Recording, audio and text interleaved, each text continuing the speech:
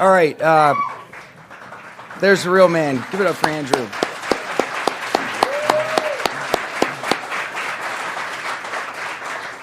You know, when you think about how you want to start talking about somebody that means so much to you personally and to so many people, and then you start really looking at all the accomplishments, you want to feel real inadequate. Start looking at what Andrew Whitworth has accomplished in so many years and been such a great influence. You know, when you just look at his football career alone in the NFL, 11 seasons with Cincinnati, 5 with the Rams.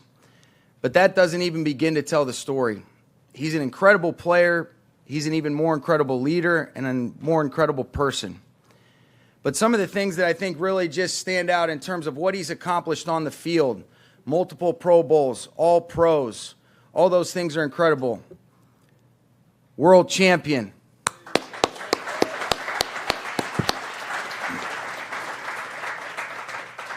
Since 2006, when he entered the league, nobody's played more snaps than him. He's played over 17,000 snaps in the NFL. 17,000 snaps.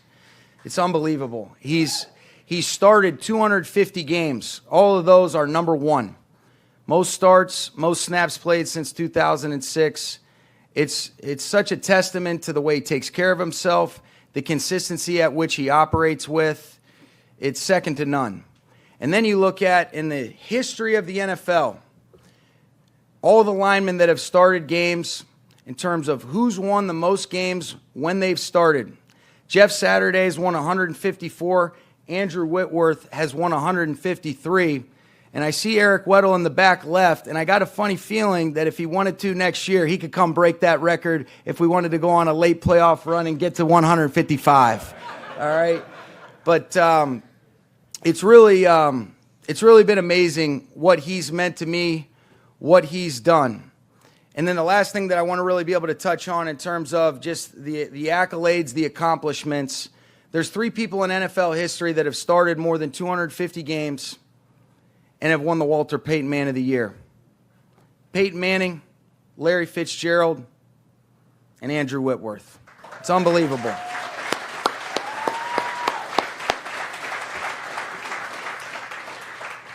He made a huge impact in the Cincinnati community over the 11 seasons with he and Melissa and 4 beautiful kids here that I'll talk about.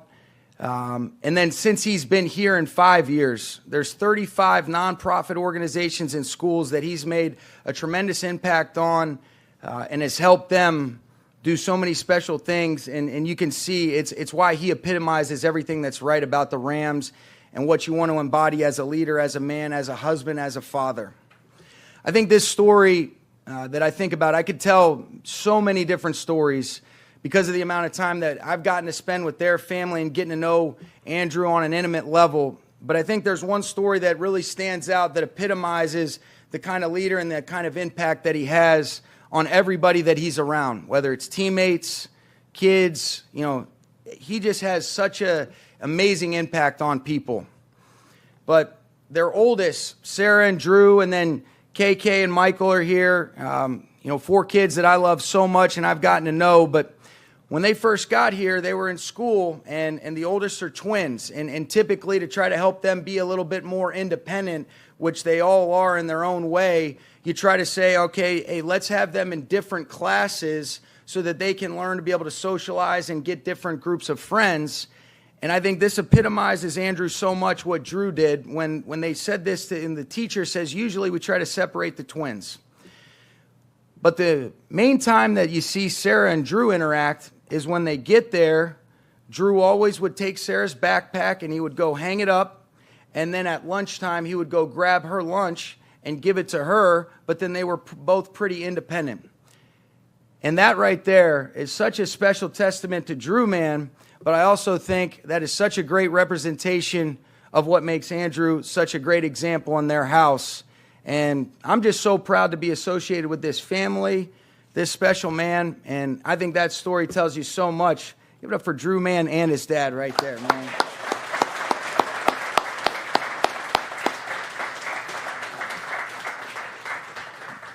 But so many different things that he's done but I can't think of a thing that really epitomizes our team better than the way that Andrew leads. One of the things that made this team so special are leaders like Andrew. Since he got here for the 5 years, he was unanimously voted a captain by his teammates, which I think is one of the biggest honors that you can have because the teammates really know. And that is another just example, and you could go on and on and on. But when you look at this team this past year and what these guys were able to do in terms of finishing the job, if you were to say, what's the one thing that I'll always remember about the 2021 Rams, it's that they played for something bigger than themselves. They wanted it more for somebody else. And I know so many of his teammates were playing for something because they wanted to see Andrew Whitworth write the story and go out the right way. And we always talk about grabbing the pen, writing your own story, and to be able to do what he did throughout the course of his 16 years in this league, the imprint that he's made. If anybody heard the Walter Payton Man of the Year speech that he gave, it really says everything you need to know about Andrew Whitworth. You know, you talk about being a blessing to the game, a blessing to everybody that you've been around, but he's the kind of guy that you want to be better for because of the way that he just treats every single person that he comes in contact with. One of the best leaders, one of the best people, players, check the box. Couldn't be more grateful for him. He changed the trajectory of this organization when he got here. We always get a lot of compliments, and you know, being so fortunate to be in the role that I'm in, you get asked about the culture a lot of times. You know, you have such special players. They all came together, and you could see the way that team played this year, but really for the 5 years that Andrew's been here, these guys stood for something. You say, I don't know what it is, but something about that place is right. And there's nobody that has had a bigger impact than Andrew Whitworth on establishing the foundation, the culture of we, not me, being a part of something bigger than yourself, helping influence and affect people in the right way, through the good, but I think even more importantly in the bad. That's when he was at his best, when you face a little bit of adversity and you find a way to say, let's be mentally and physically tough. Let's find a way to stay together, to stay connected, and embody that competitive greatness, being your best when your best is required. This guy is competitively great in every arena of his life. I love you. I'm appreciative of you in so many different ways. And I genuinely believe this, as special as this chapter has been for Andrew Whitworth, I think the second chapter is going to be even that much more impactful because of how special of a human being this guy is. Can't write it any better. Walter Payton Man of the Year, Super Bowl 56 champ.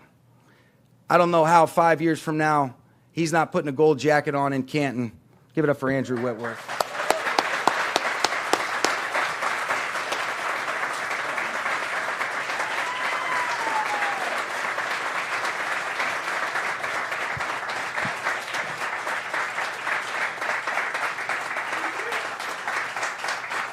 Thank you. Whew. Wow, what a special day. Just looking around the room, everybody that showed up, I wasn't expecting it. Some of you, I hate you for not telling me you were coming and for being here because I tried to purposely not tell any of you just so I could do this without all of you having to be here and me look at you. So thank y'all so much for being here. I don't have a huge statement to say. I really wanted to just open it up for questions, and I really wanted this opportunity to be here and visit with our local media and obviously the people in our building and just kind of have a chance for people to ask me questions and end it this way. I feel like I said a lot of what I've wanted to say over the last month, had a lot of opportunities to do that, and I couldn't be more proud to be a part of this organization and be a part of really mostly the people I got to do all of this with, and all the people that make up my village and my circles. I'm so happy you're here, and I couldn't feel more loved and honored that you're here. So thank you. Anybody go ahead? What's that? Why now? I think for me, when I really look at my career, I look at my time in Cincinnati, and I see it no different than here. I see it as time well served. I gave my heart and soul to that place. I know we made a lot of differences in that community. I know that we created a culture that was about winning.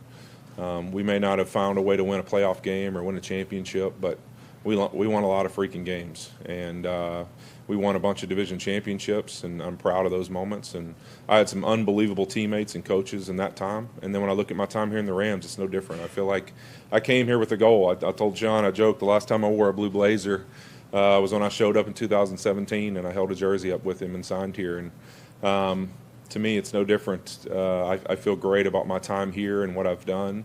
But I'm somebody, if you know me well enough, I'm always chasing something. And so I just felt like right now, I feel like I'm at a time in my life where maybe chasing the best dad I can be, best husband, best friend are things to me that are important to me. And so right now, those are the things I see that are important to my life and what I want to make as my goals and my focus.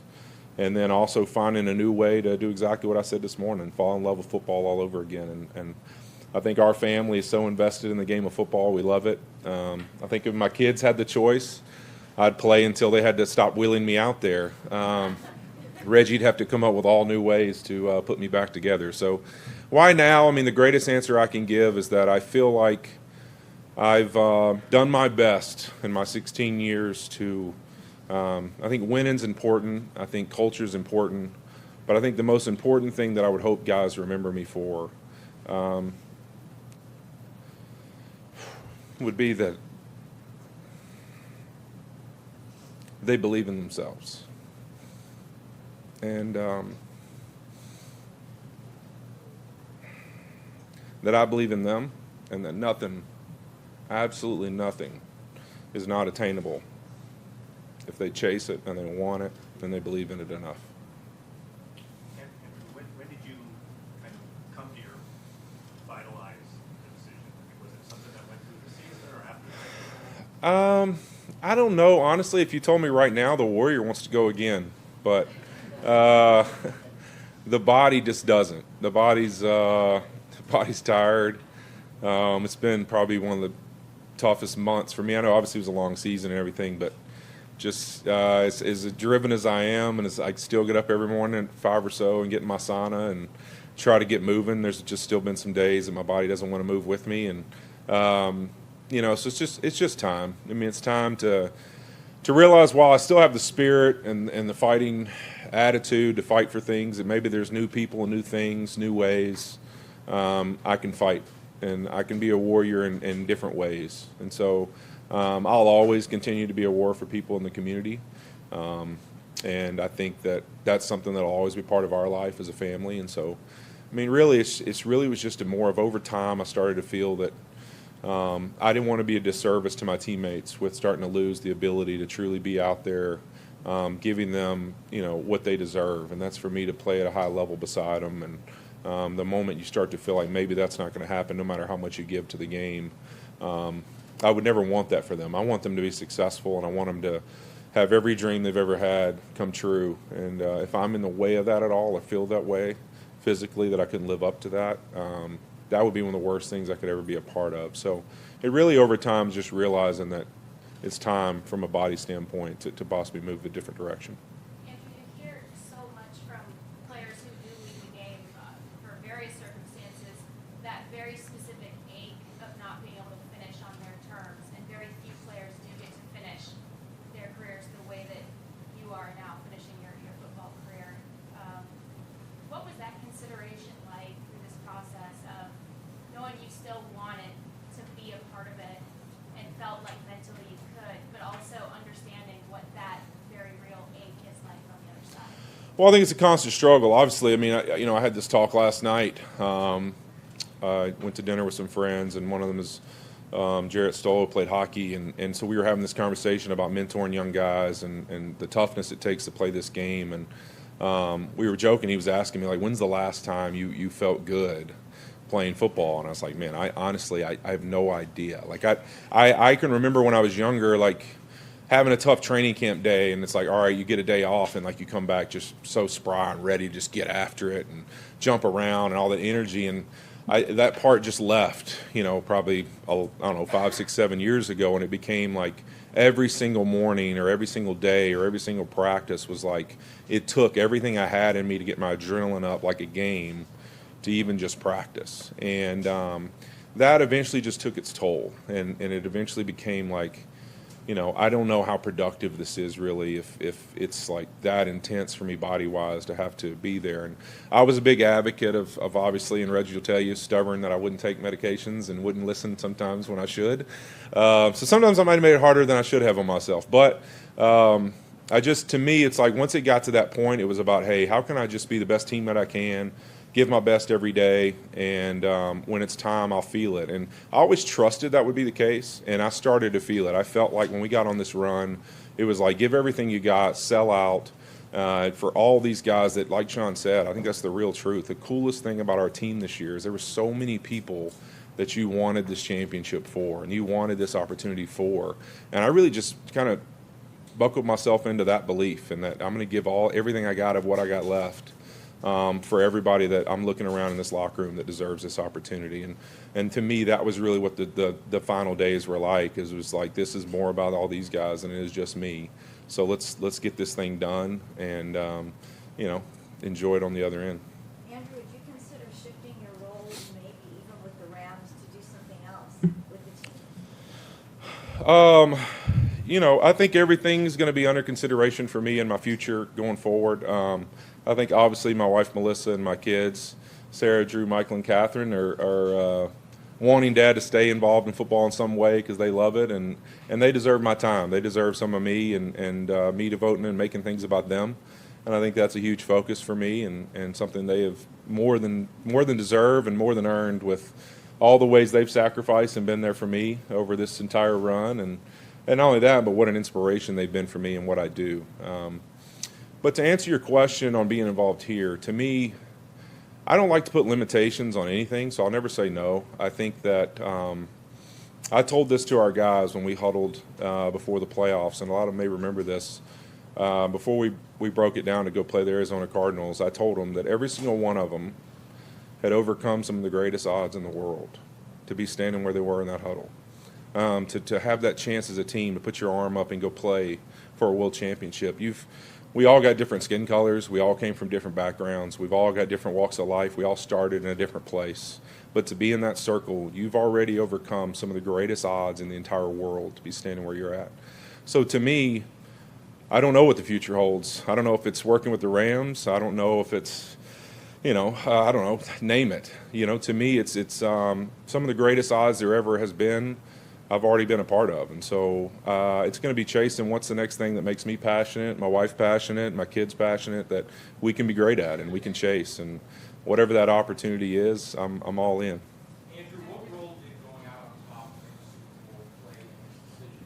Should we expect you to pull Tom Brady and calls all that? I joked with Coop and Matthew that I was going to just wear my uni under here and rip it off. But I'm not going to lie to you. My wife's going to probably make sure that she talks to me about that every day for the next, probably 3 or 4 years so that I don't do that. But no, there's no chance of that. It really, to me, I think that the Super Bowl was an awesome accomplishment. And I've said this in interviews I've done before, and try to stop getting emotional as much as I can.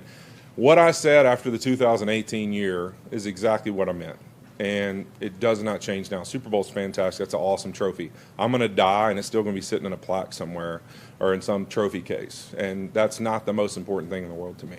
The most important thing in the world to me is that the people I've been around and lived life with feel better because they're around me, or they believe in themselves more because they're around me, or they believe things are more achievable because they're around me, or my kids treat people regardless of what they look like, where they're from, or what their background is, with love and respect that they deserve, and they get to know people on their own, and they don't prejudge people before they have a chance to know who they are, and that they're people who provide that same feeling to people when they come encounter with them. And my wife has the same exact feeling as I do about that. And so Super Bowl trophies are great, All Pros are great, Pro Bowls are great, Walter Payton Man of the Year, amazing honor. It really doesn't mean crap if from this day forward me and my family don't treat people with the love and respect they deserve. So to me, that's the only thing that's important. And the Super Bowl was a great honor and is unbelievable, and I'll never forget it, and it gives me a bond for a lifetime with a lot of people that I love and respect so much.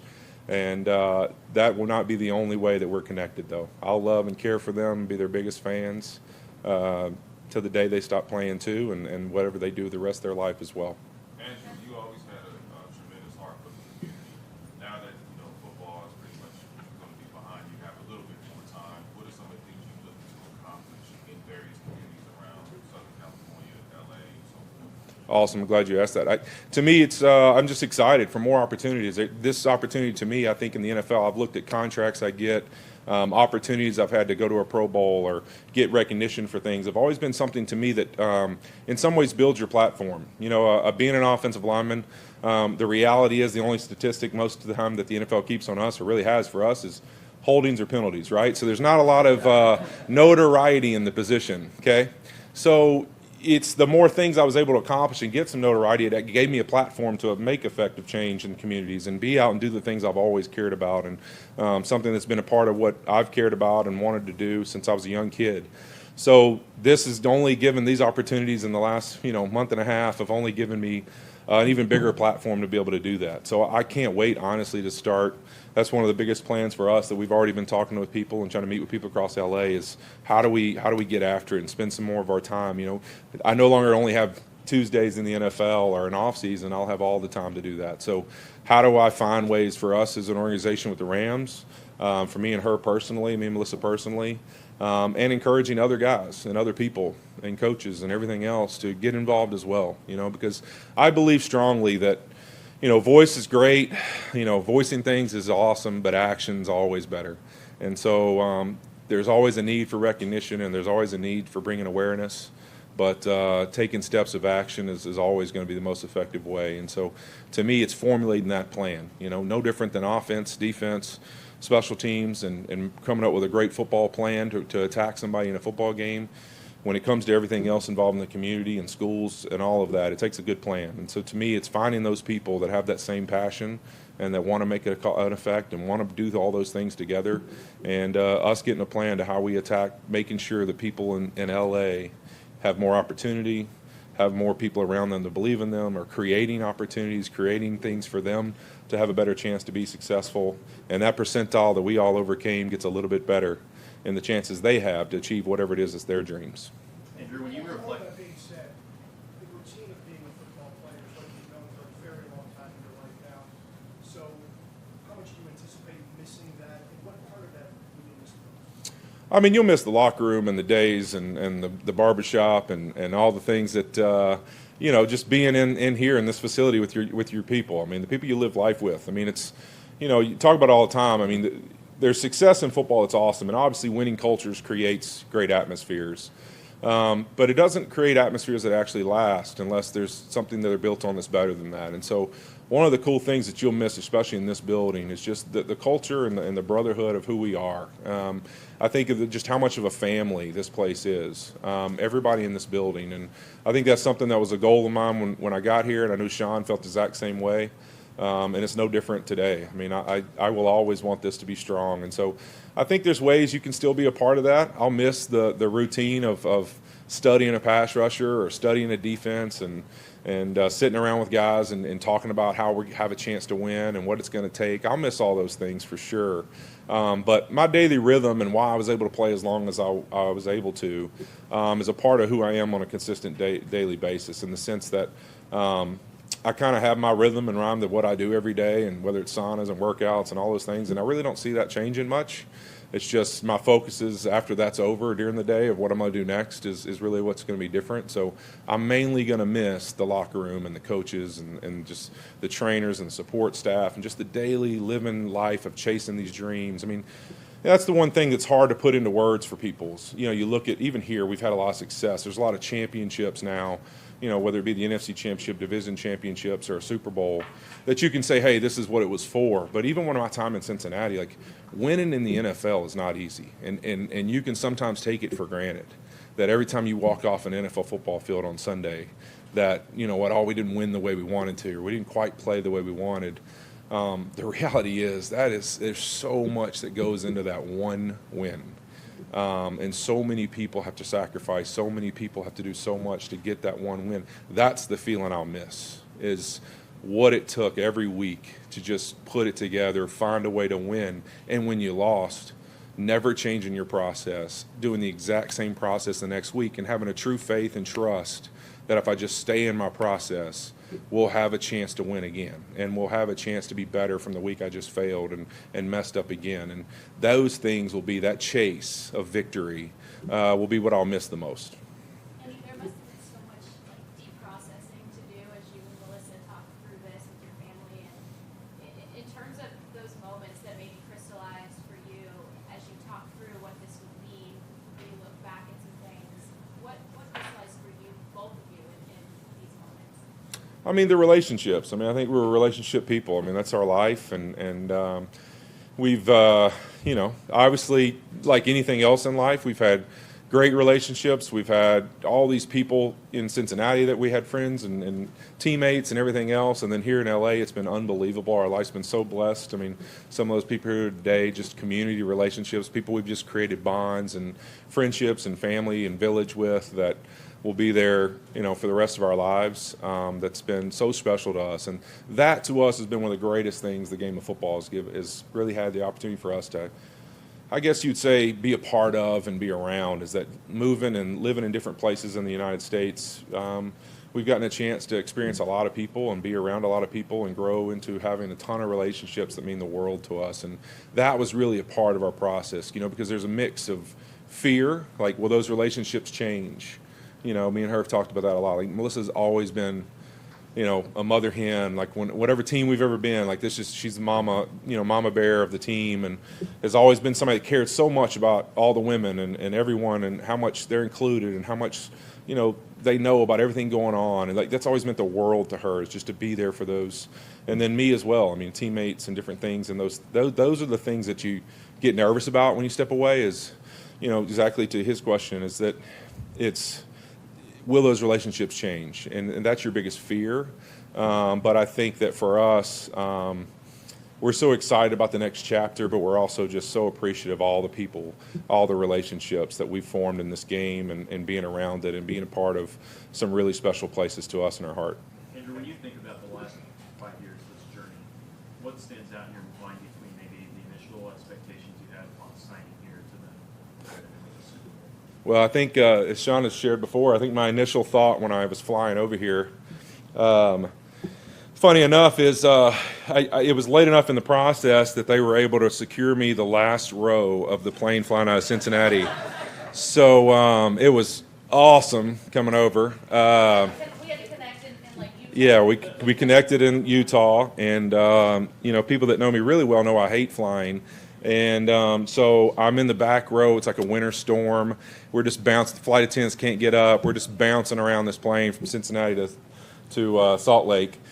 And I literally look at Melissa, and I'm just like, I hope you know, like, our chances of winning are basically done. Like, you know, Cincinnati, we at least had built something, all these things. But listen, this is I was literally like forming a plan. I was like, our plan is we're going to go there, and we're going to be a part of making a culture where they're going to win one day. Like, we're going to pour ourselves into this place, and one day we'll win. And maybe we get to, and me and her had the same feelings. Like, we probably won't see any of that, but we're going to help create it. That was like, you know, it was it. And, you know, by the time I connected in Salt Lake, started flying into LA, and kind of, you know, was flying into the city and over what would be the SoFi project and all of that, I can remember, you know, having this feeling when we were landing, and I actually posted an Instagram video as I was doing it, that some reason I just had this feeling that something really special was going to happen. And when we landed, and sure enough, 5 years later, we sit here, and it's been maybe the greatest 5 years of my entire life. And I think for us, it's something our marriage has grown stronger through, our relationship with our kids has gotten stronger through, and I've met some of the greatest people I've ever met in my entire life. And Sean McVay is no different. He's a part of that. I mean, me and him coming here together, and Robert Woods, I can remember our initial press conference when Robert and I signed here, and what a special day that was, and what a special bond that we didn't even know would cultivate from it. And I think of all of those people in this building that honestly I can look around and not just say, I had a great trainer, I had a great coach, or I had a great support staff person that, with this team. I look across this building and I see a bunch of best friends, and I see a bunch of people that for the rest of my life will be people that are my brothers and sisters, and maybe I can't fight for them on the football field, but I'll fight for them in life, no matter what.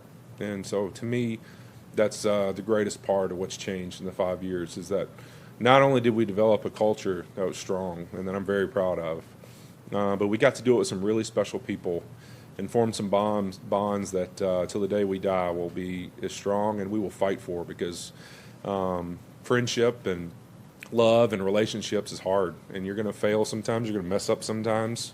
But my wife always told me this, that the greatest way to be a good friend and to be in a good relationship is to work hard for it and be willing to fight for it. And so we love the people we've gotten a chance to be a part of here, and we're going to fight for it. And we aren't going anywhere, that's for sure. Who knows?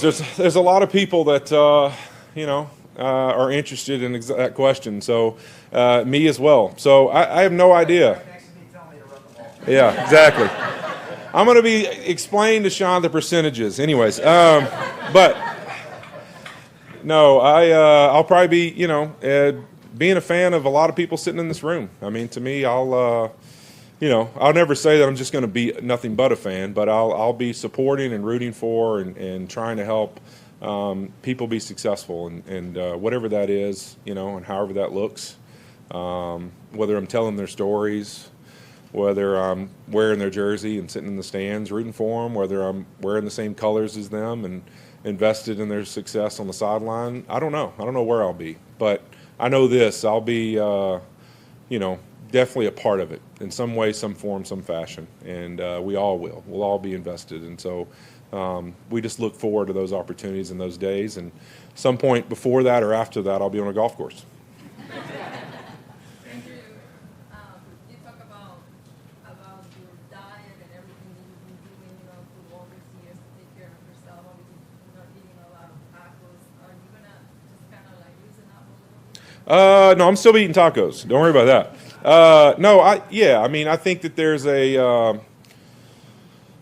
I'm somebody that there's no way I'm ever going to sit still. So I'll be finding a way to be active and finding that next thing I want to chase with my body. I mean, I think that's part of really something that helped define my career is the ability to always want to grow. I had a coach one time that told me to be like a tree. You either die or you grow. And so, if you want to keep growing, you got to be a tree and keep growing, because the second the tree stops growing, it dies. And so to me, I'll always keep finding ways to grow, whatever that is. I mean, I look at my career, sometimes it was hard for me to even turn on tape in my first 3 or 4 years, because it's like my body, how I moved, what I looked like, it's like night and day different. And it's like, man, I don't even remember those times. And so that was a part of my career, was finding every offseason a new way to grow and to make myself adjust to what the game was changing into or what the game needed of me, or find the ways to fix the things that I didn't think I was good at. And I think that was really my focus every offseason, is not to just build off what I could do, but to find the things I didn't think I was good at and attack them. And I think sometimes I didn't give myself a lot of credit, but it's a part of what helped make me who I am. I think you got to be a little crazy sometimes to be good at anything. Andrew, what motivates you to go out and serve others? Wow. I think the greatest value there is in life, to me, is to be there for someone else when they need you. And I think that, to me, there's no greater thing than to have the opportunity, I think, to be there, stand up for, fight for, protect someone when they need those things. I think that's one of those things, if you look at the essence of an offensive lineman, the nature of our position is to protect and to not get a lot of notoriety for it. And the reality is we either, kind of get criticized for not protecting or criticized for not running the ball well enough or whatever it is, but you're very rarely the people that they talk about when those things go well, right? It may be a notion in the comment, but it's not the importance of why it happened, right? And so I think for being an offensive lineman, a lot of ways to be a great one, you got to want to serve, and you got to want to say, when I'm working and when I'm training, this is about having the opportunity to be a great teammate and serve the teammates that I have by playing the position really well. And it doesn't matter how much recognition I get. What matters is how well I do my job and how much pride I take in protecting the quarterback and running the football well and training myself to be prepared to fight through the injuries, to fight through the battles, to fight through the tough opponents and survive and to always be there, and to think of yourself as a safety blanket, and that you never want to not be out on that field. So whatever it takes for me to be there, whatever I have to do to get back on the field and be that protector, be the person serving those guys, is the most important thing possible to me. And I think that helped breed, really to me, that heart I had of wanting to serve people at a young age helped me become a great offensive lineman, because in my mind, that's what I was always doing, is finding a way to serve the guys around me. And I always treated every contract, and Melissa and I had this conversation all the time. If I got an extension or we talked about a new contract, I always saw that as a chance to keep playing, but also a chance to get more involved in the community. Like, wow, what could we do if they pay us this much? Or what could we do if we can get one more year on my contract? Worked out, because I ended up getting like 9 of them. But, I appreciate that. But, I got like a bunch of contracts, and that was always our goal. We always set something like, hey, if we sign this deal or we make this commitment to play this year, this is a way we can serve and play under this contract. And so that has really been a part of me, of what's driven me to want to be successful, is a little bit of that servant's heart of wanting to serve people on the football field and off of it.